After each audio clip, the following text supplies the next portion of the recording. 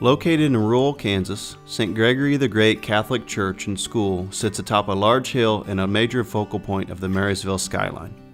In a community known for the original Pony Express, its numerous industries, and famous black squirrels, Marysville, Kansas and its Catholic community have the get-it-done attitude and small-town work ethic needed to keep continually moving forward. To be competitive, the grade school, we got a public school, of course, and a Lutheran parochial school, and I'm very much a believer in the competitiveness between the three. So, but we didn't have a gymnasium or the updated rooms. To be successful going forward, I felt it was important to be a part of the school renovation, add the gymnasium, and to make sure we were competitive in years to come.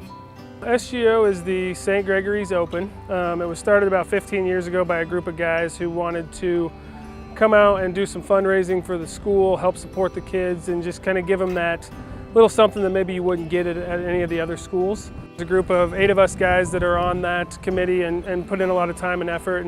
But obviously we're not the only group of people or committee that put into this parish and this school. You've got Knights of Columbus, you've got Altar Society, you've got your parish council and your finance council and your school advisory council and all those things. And everybody just donates a lot of time, a lot of effort. Father talks about your time, your talent, your treasure, and I feel like people do a really good job of donating of those things and giving back here in Marysville. It was a long-term project. I think possibly it was about a 10-year project when they started, but there was a lot of disagreement on what to do and what not to do, and where there was going to come up with the monies. We, after about 2 years, about 8 years to go, I got involved with the project, and we had a lady and her brother that had some monies to give, and she said, if you become chairman and put in a communion rail, put in a choir loft, and Last Supper under the front altar, why, I'll give you $2 million for the start to fundraiser. From bare ground to this building that's 114 feet in the sky, and each part of the project was just fun to watch as they laid the concrete to laying the brick. Just really neat to see a church slowly come together. So the exterior has about, they say, 120,000 bricks, all hand laid. Red brick from a quarry not too far from here in Nebraska. So we put a major price on these sections of fence, actually $50,000 a section, and we sold all those sections to make a major payment toward the church. And then by selling those sections, we allowed those people to put their names in each section as we did on the school. The cross on the north side of the patio was the original cross that we were going to put on top of our design, and we enlarged the tube and built the cross. And then after the architects and the contractors seen how much easier it was for us to put that whole steeple together on the ground, why we decided that was the easiest way to build it on the ground and pay the price and hire a big enough wrecker to put 36,000 pounds up on top of the church. And the top of the cross is about 114 feet. So that was a major challenge, but it worked out very well. It's really, truly a landmark church. It's something that will stand here for generations, that people already are visiting, and I don't doubt will continue to want to come visit in the future. So it's beautiful to be a part of something that will last generations and inspire many people for years to come. First off, we flew down to Ohio, where they could remanufacture bells, automate bells, and they wanted in excess of $100,000 to do that. And I said, we'll go home and do that, on our spare time if we have some. But we took time to do it, and we not only automated the bells, and we got 3 bells. Now this is the 3rd Marysville church that they've been installed in. Being automated, Father can just push a button and ring them. Modern day programmable, they can ring any time of the day we wish by program or ring manually.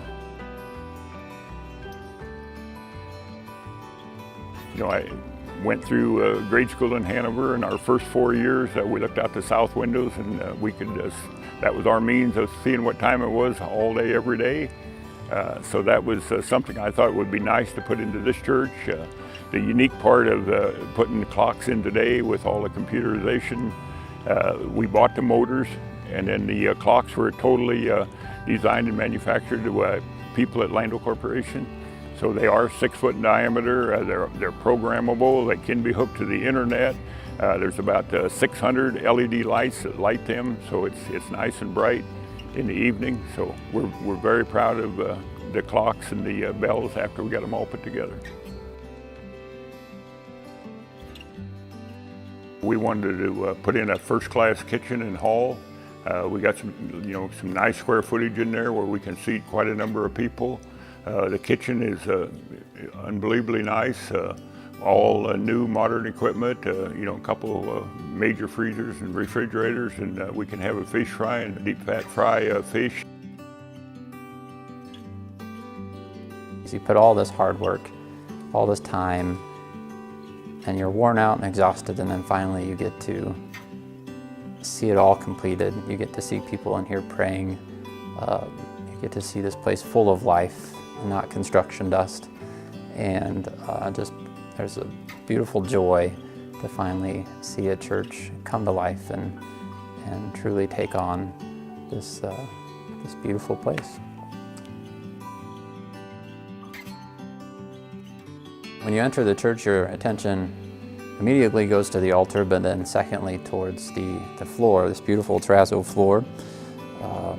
We wanted something that would truly get your attention and feel appropriate as it guides you to the altar. And so we chose a terrazzo floor for its durability and for its beauty, its richness. And so the design of the floor is the virtues, faith, hope, and charity in Latin, along with their symbols.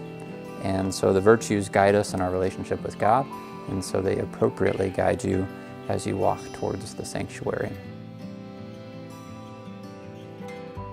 The pews and some of the altar furnishings came from a company in Beatrice, Nebraska, which is not too far from here. So we, throughout the whole project, tried to support local companies as much as possible.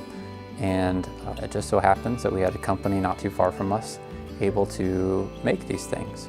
So they're called Radigan Schottler Manufacturing. They've done a number of projects throughout our diocese, and we were impressed by their quality of their product and the great beauty of them.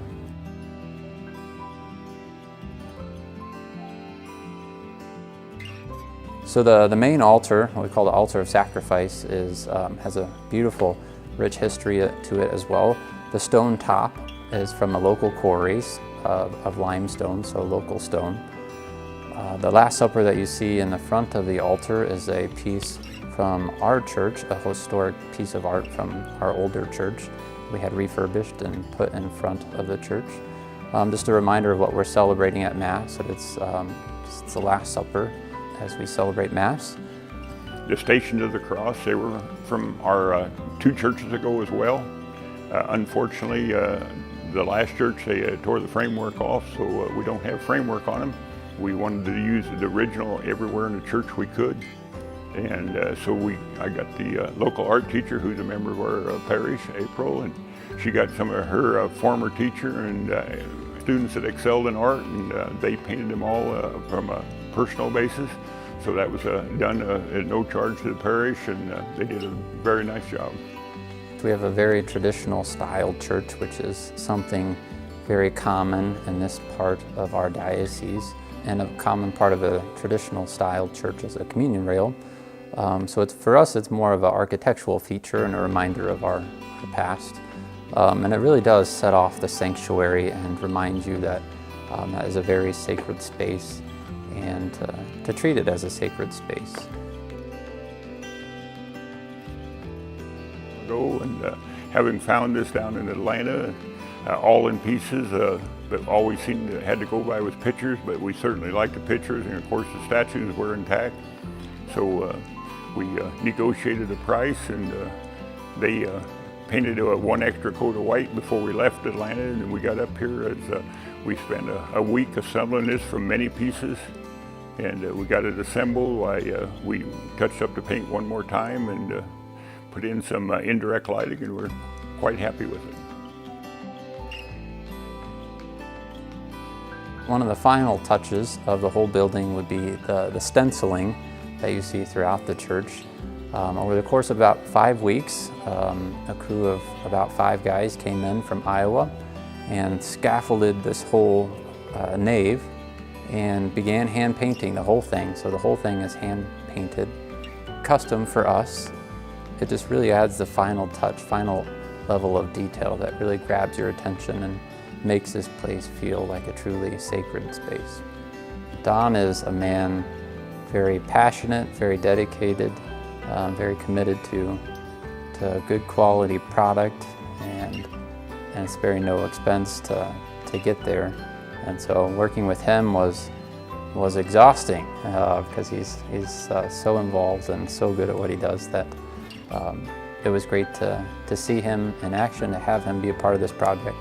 Whenever we needed something, he always figured out how we were going to do it or where we were going to get it. And I was always impressed by his ability to do things on his own. So building a bell tower on his own, making clocks, whatever it was, Don was able to do it. And so it was just a joy to see God working through him, using his gifts and talents